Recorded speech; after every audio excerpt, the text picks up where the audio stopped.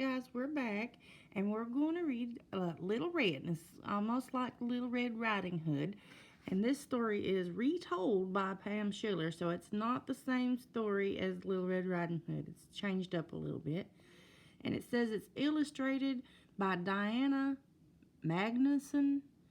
And yes, I asked that. I said that kind of like a question because I always wonder if I'm pronouncing their names right. But that means she drew the pictures. All right, Little Red. Now, we've read Little Red, and we read it just not too long ago. But I'm going to say, take a moment to remind you that this story is about a little girl who takes food to her grandma's house, her grandmother's house. And I want you to pay attention how Little Red uses her senses to gather information, okay?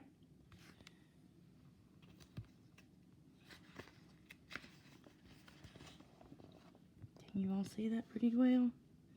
Once upon a time, in a town not so far away, there lived a sweet little girl and her mother. The little girl's mother made the daughter a beautiful hat from red wool, and it suited the little girl so well that she wore it every day, and for that reason, everyone called her Little Red. Look at her. She looks like she's breaking down a big dance there. All right. One day, her mother told Little Red that her grandmother was sick in bed with a cold. She handed her a basket to take to her grandmother, and in the basket was a jar with soup, some fruit, and some bread. Little Red set out immediately to go to her grandmother's house, who lived across town, and to get there she had to go through the woods.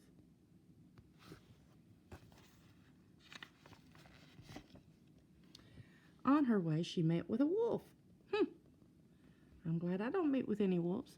The wolf asked Little Red where she was going. Not knowing the wolf was dangerous, she answered, I'm going to see my grandmother who lives behind the movie theater.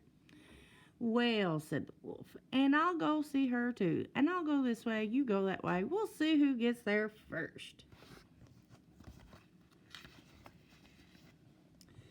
Little Red took her time.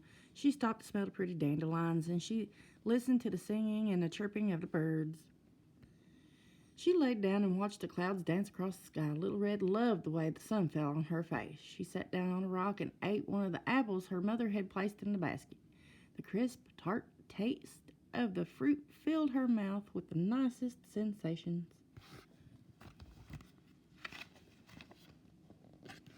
Uh-oh.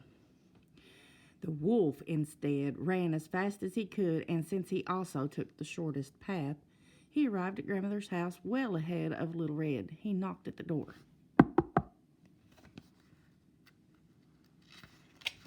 Who's there? Cried Grandmother from her bed. Ooh, look out that window. Shoo. It's me, Little Red, replied the wolf, disguising his voice. Grandmother was delighted that her granddaughter had come to see her. She said, Come in, sweet child, without even looking out the window to make sure that it was her granddaughter. The wolf opened the door and immediately grabbed the grandmother and tied her up with the belt of her robe and tossed her in the closet. Oh, no. Then he took one of her nightgowns and put it on and climbed into her bed, and he anxiously awaited the arrival of Little Red.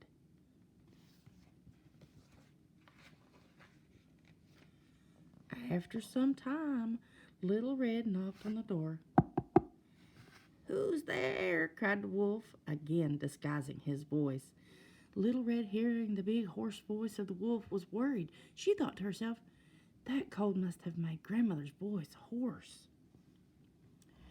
It's your granddaughter, Little Red, the wolf cried out to her, softening his voice as much as he could. Come in, sweet child. Little Red don't look very happy. She does look concerned.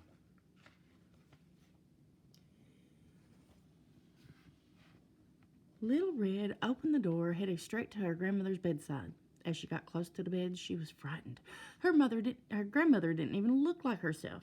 The cold had made her eyes look strange, and her nose was several times its normal size. Thinking that her grandmother's ears must also be stopped up, she moved a little closer and said in a loud voice, Grandmother, you don't look like yourself. What big eyes you have. All the better to see you with, my dear. What happens next? Thinking that her grandmother might not be able to see her very well, Little Red moved in a little closer. She noticed that her grandmother's sweet powder smell was missing. "Grandmother, you don't smell like yourself." "It's the eucalyptus I use for my cold, my dear." Little Red then reached for her grandmother's hand, but the wolf's paw didn't feel like her grandmother's hand, soft hand at all. It was rough and coarse. Immediately, Little Red let go, and she moved a little closer and surveyed her grandmother's face more carefully. "Grandmother, what big ears you have! All the better to hear you with, my child."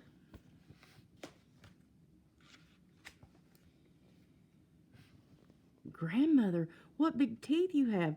All the better to eat you up," growled the wolf as he jumped from the bed and attempted to grab Little Red, and Little Red jumped away just in a nick of the time. Thankfully, the wolf in his haste got tangled up in Grandmother's nightgown.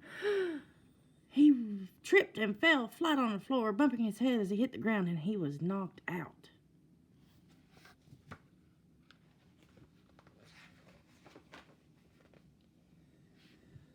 Little Red pulled her cell phone from her pocket of her cape and dialed 911. After she told the operator what had happened, she began looking for her grandmother. She glanced around the room. Her grandmother was nowhere in sight. She probably feared the worst. That wolf is still knocked out.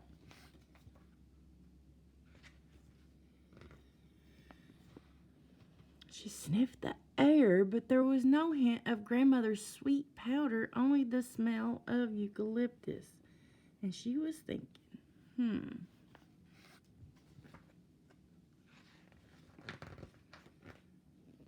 Little Red stood still and listened quietly in hopes of hearing her grandmother. "Aha! What was that?" She heard someone knocking. She used her ears to follow the sound and ended up by Grandmother's closet. She opened up the door and there was Grandmother. Little Red untied her, hugged her, and helped her back to bed. Oh, that poor Granny and her sick anyway.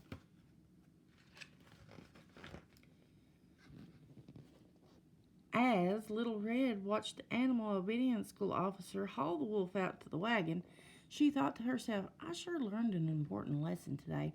I will always trust my senses. If that wolf didn't sound like my grandmother, he didn't look like my grandmother, he didn't smell like my grandmother, he didn't even feel like my grandmother. He was an imposter.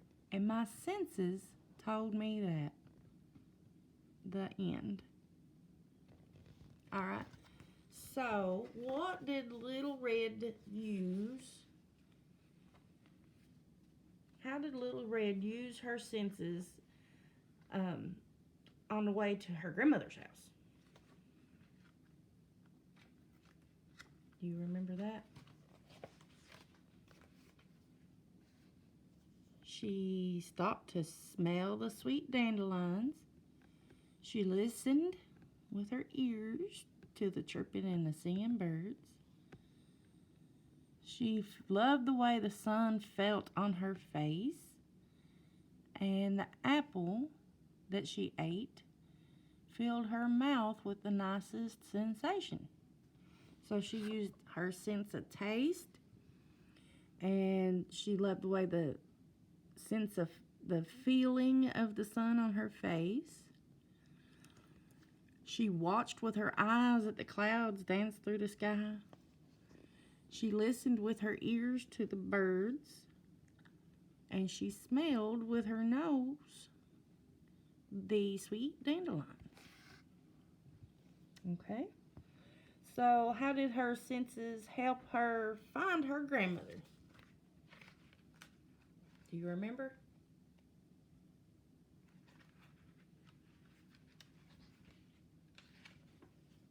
Okay, here she is. She's thinking. She didn't smell grandmother's sweet powder, only the smell of eucalyptus. So she used her sense of smell.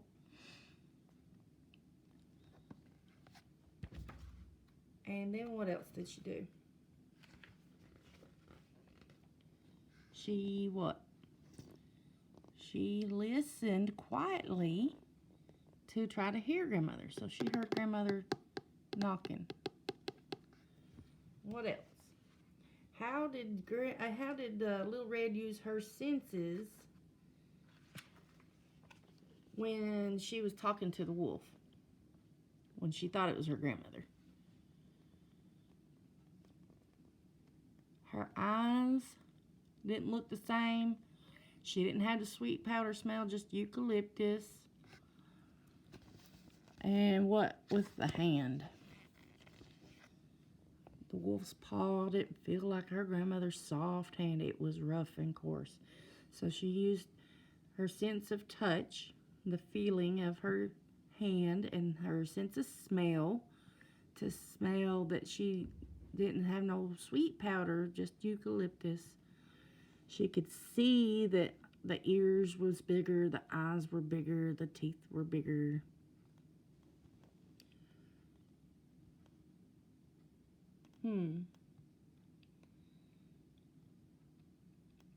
Sometimes when we use problem solving skills, it requires us to use our senses to gather information like Little Red did so that we can make a thoughtful choice or a possible viable solution.